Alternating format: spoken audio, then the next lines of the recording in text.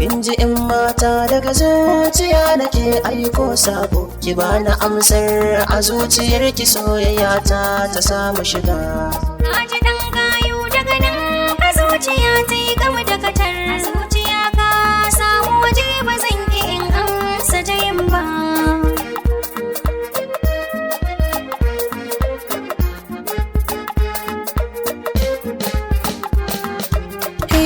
Daga kallon farko idanuwa na suka kai sako, yanzu na juyo zagare gidan na wuce bako, zuci ta yi da kowa taho gare ta kiyoran kowa, tun da har na taho zan zo gare ki ba zan juya ba.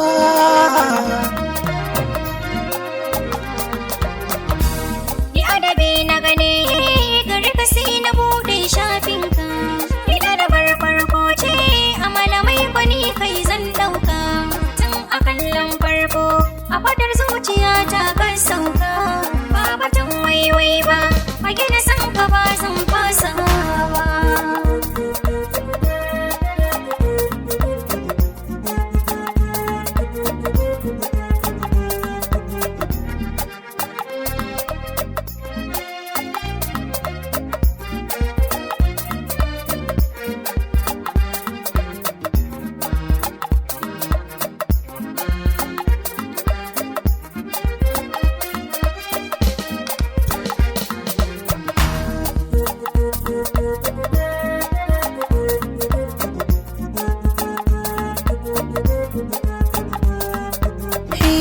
Shi lamarin soyayya bai kyale yaro balle ma babba, da adadin girman ka in ya kira baka kika juya ba. Babban lamari ne soyayya halitta ce babba, adadin girmanta ya zaga duniya da abin da yake cikin ta.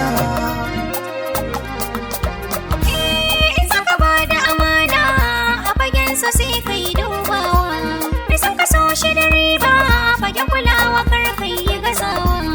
Na baka amana dan zuciya kai ta yi nunawa, na kira ka da hira fagen san kai ka wuce bako. Kin ji in mata daga zuciya nake aiko sabo ki bani amsar a zuciyar ki soyayya ta samu shiga. Na ji dan gayu daga nan ka zuciya ta yi gama da kata